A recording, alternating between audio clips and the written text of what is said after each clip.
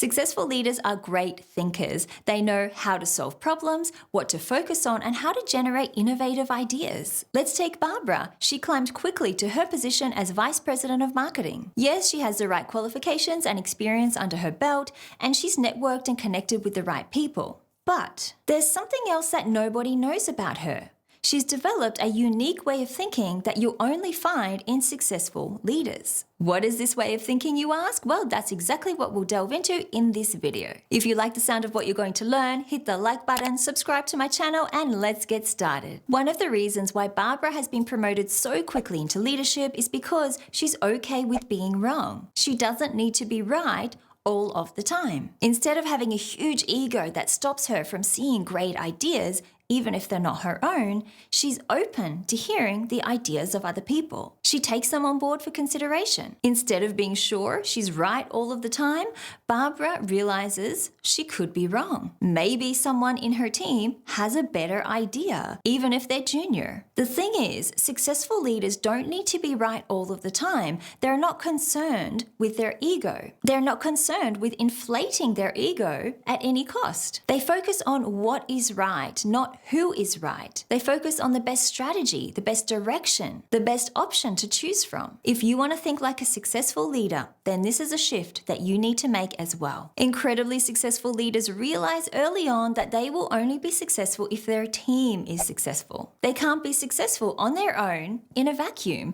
They need their team and the support of their team to be successful themselves. Barbara knows this. That is why she constantly praises people in her team. She gives them learning and development opportunities so they can upskill. She focuses on the team's goals, not her own selfish goals. This is what leadership is about, not you, the team. It's about lifting people up. And when you do that as a leader, you end up lifting yourself too. Think about whether you do this right now, and if you don't, how can you incorporate this type of thinking into your leadership strategy? And let me know in the comments, have you ever had a leader who has done this? And if you have, how did it make you feel as a team member? And incredibly successful leaders don't get stuck in small scale thinking. They think big, not small. They always have the bigger picture and the bigger goals in mind. When Barbara was promoted to VP of Marketing, she immediately got to work thinking of the big goals her team could work towards. She wasn't scared of thinking big. She knew that if she kept thinking small,